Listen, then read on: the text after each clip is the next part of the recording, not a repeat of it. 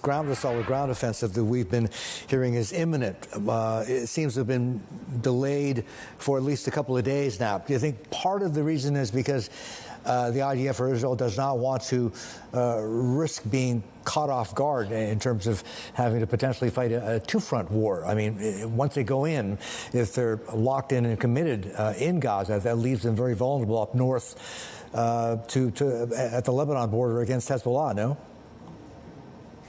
It could. You do have brigades up north, and I know the Israelis are very, very concerned about the north and have put a lot of attention onto it. The north hasn't been quiet. You have 60,000 Israelis that have evacuated from the north because of the potential for a conflict. You have had incoming rockets almost every day to various areas. Now, it's been a much more tit-for-tat. Hezbollah has been very careful about where those rockets were fired in order to try and ensure that there isn't escalation. But again, you had the Iranian foreign minister in Beirut just the other day saying if Israel goes in and undertakes a ground incursion, then all bets are off, frankly. Then Hezbollah may attack.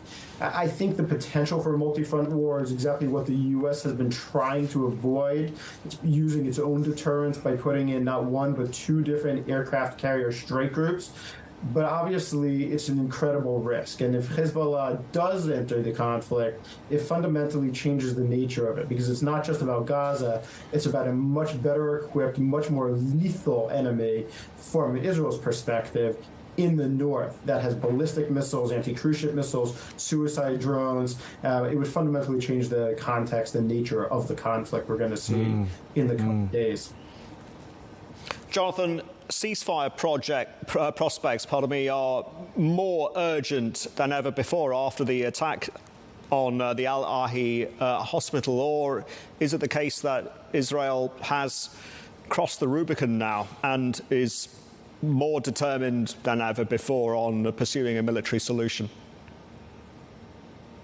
I'm not sure, to be totally honest, that it's more than before. I think Israel's been pretty resolute in this since the immediate aftermath of the Hamas terrorist attack on October 7th. It's taken a little bit of time. They had to call up 360,000 reservists.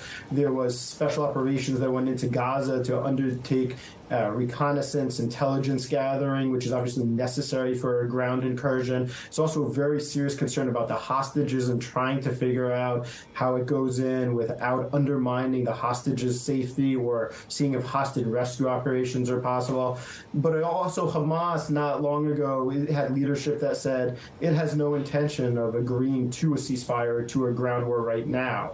In fact, it's threatened to execute hostages and may have executed hostages if the strikes continue. So I don't think the question is necessarily can you prevent a military incursion, both from the ground, the air will continue, maybe the sea, by Israel. I think it's more about right now, can you prevent a multi-front war that has the potential to have a regional spread and impact not just Israel, Gaza, Hamas, but be in Lebanon, in Syria, Iraq as well. Yeah.